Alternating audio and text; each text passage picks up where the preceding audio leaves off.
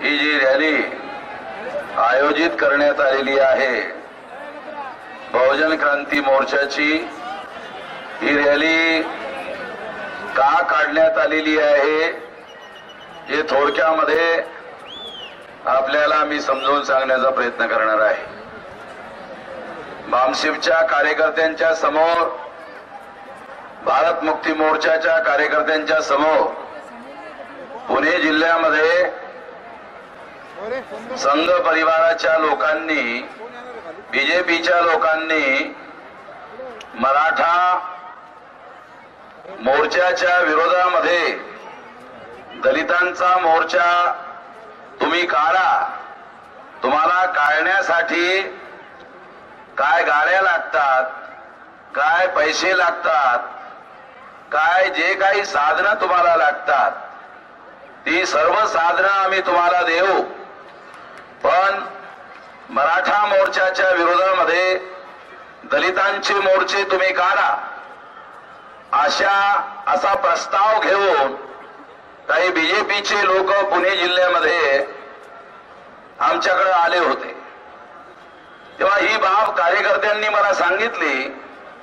तेव्हा सांगितल्याच्या नंतर आम्ही असा निर्णय घेतला की मराठा मोर्चाच्या विरोधामध्ये महाराष्ट्रामध्ये दलित मोर्चे काढण्यात येणार नाहीत, तर बहुजन मोर्चे काढण्यात येतील।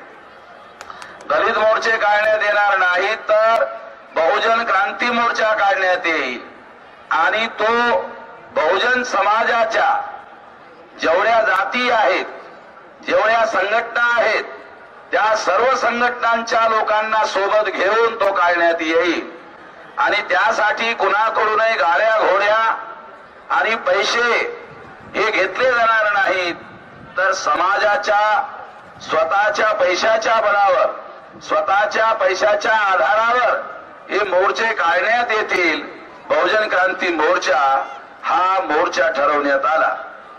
यामध्ये विविध प्रकारच्या मागण्या करण्यात येत आहेत। यामध्ये एक महत्त्वपूर्ण मागणी अशी आहे की अॅट्रॉसिटीज ऍक्ट रद्द करण्यात यावा, अशी मागणी काही मोर्चांमध्ये करण्यात आली किंवा शिथिल करण्यात यावा अशी मागणी करण्यात आली। आम्ही अॅट्रॉसिटी ऍक्ट रद्द करण्यात यावा सर्व शक्तीनिशी याच्या विरोधामध्ये आहोत।